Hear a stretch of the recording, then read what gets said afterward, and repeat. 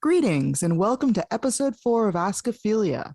As always, we invite you to submit your questions using our form in the description below for a future episode of Ask Aphelia, where we answer your dual universe questions. With that, let's get started. Question 1. Do you plan to add XL cores, or are they not possible anymore? Actually, they are possible. However, they bring along with them some considerable challenges, and they can and do really affect performance. It's worth bearing in mind that an extra large core is larger than an L core by a factor of 8. That means it can contain 8 times as much material, 8 times as much and as many elements, and as much connectivity between all the elements. Having 8 individual cores compared to the one large one allows for better loading behavior and less data on a single object in a game, which means that when you are flying into an area, you're only loading small ones one at a time instead of having to handle this huge construct in one go. For example, we have currently got a graphical setting that allows you to define the maximum amount of cores to have loaded. This can greatly improve your performance. It really does. I typically run mine at about 100 to keep my loading pretty streamlined and quick. However, imagine the impact of, say, me walking into an area with 100 large cores, which would already be probably a bit taxing on my system, compared to upscaling that by a factor of 8. It's like walking into an area with 800 large cores, but still all of them loading. That is not ideal on your performance, and we're trying to safeguard that behavior by not expanding out into the XL cores at this time. I can't say it will never happen. I also can't say if it ever will. There are just a lot of variables at play, and we have a lot of optimization to do before we can really consider that. Question 2. Could we dismantle a whole construct through its menu? This is a little bit of a tricky question. I don't want to give too unsatisfying of an answer. Historically, this is something that we've been against, not really strongly, but one of the views that we've had is that when you have a large structure in the world, when you're talking about large cores and it's a big building or it's part of a city block or whatever the case might be, it should take time to take apart. It's part of the environment, it's part of the world, and it didn't really make that much sense to us for a huge structure to just totally disappear within the click of a button.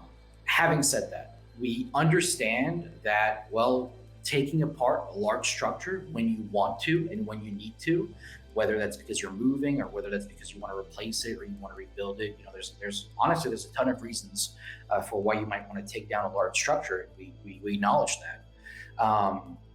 It becomes annoying and it's quite a big grind. So this isn't a subject, even though we were, again, historically against it, this isn't a subject that we're totally, ironclad on. And one of the paths that we've explored, for example, is maybe having it as a function of the repair unit, right? So again, a huge structure disappearing in an instant is maybe not something that we want, but maybe as a function of the repair unit where you can activate a repair unit and instead of repairing the construct, as you guys know how that works, maybe there's a similar sort of behavior where the construct is a little bit locked down. And then after a period of time, whether it's a couple of hours or a day or two, then the repair unit would be capable of tearing down that entire building and sort of storing all the components into the container, sort of like a reverse repair unit, if you will. So that's the sort of thing that we're exploring. We're not sure when exactly that's going to come. It has to stack up against everything else. But if this is a really big demand, then make sure you guys let us know, and it's something that we can look at. Question 3. What is a DAC? A dual access coupon, or DAC for short, is a virtual item that is equivalent to 1 month of subscription. It's very similar to Eve's Plex. You can think of it as a digital coupon that you can either transfer to another player or use to gain 30 days of subscription time.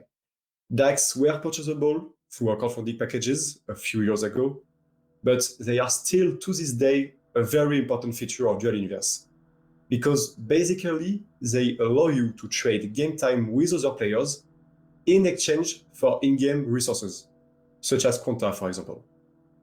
Also, owners of DAC can simply gift them to their friends. In the coming months, we will be releasing a first version of the DAC system. It shall be website-based to begin with, then it will be further developed moving forward. The website-based version will allow you to check how many DACs you have, to consume them in order to gain game time, and to transfer them to other players. Question 4. Will we get player markets? So I'll try to be totally transparent when it comes to player markets. At a very high level, it is still something that's in the vision.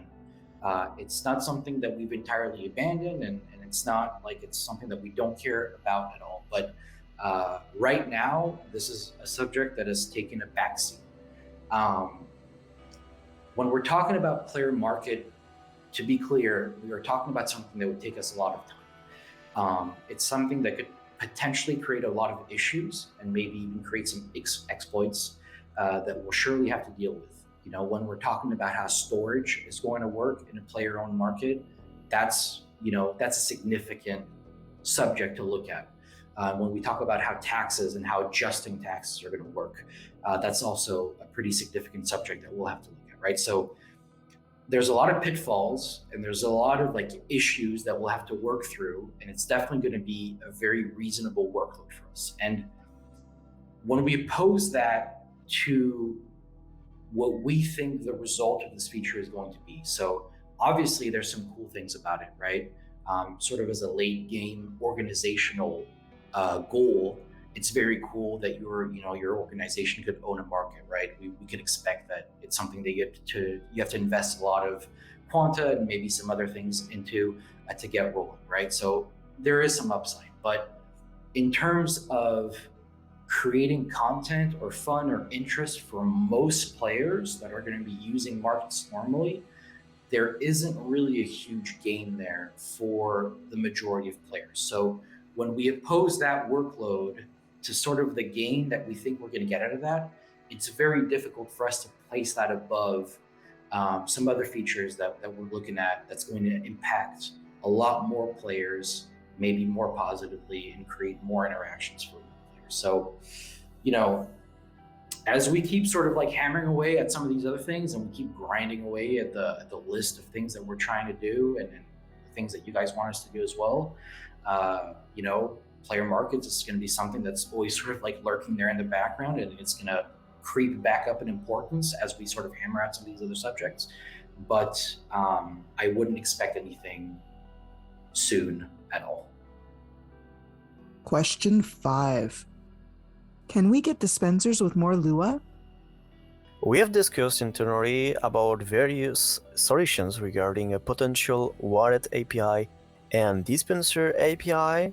Several of them seems interesting and offer some potential for players and content creation. However, we have to keep in mind some security aspects, because we don't want a player be able to change the patch price, for example. So we're working on it, we're discussing about it, but not yet on the road, and we have to make it the most secured possible.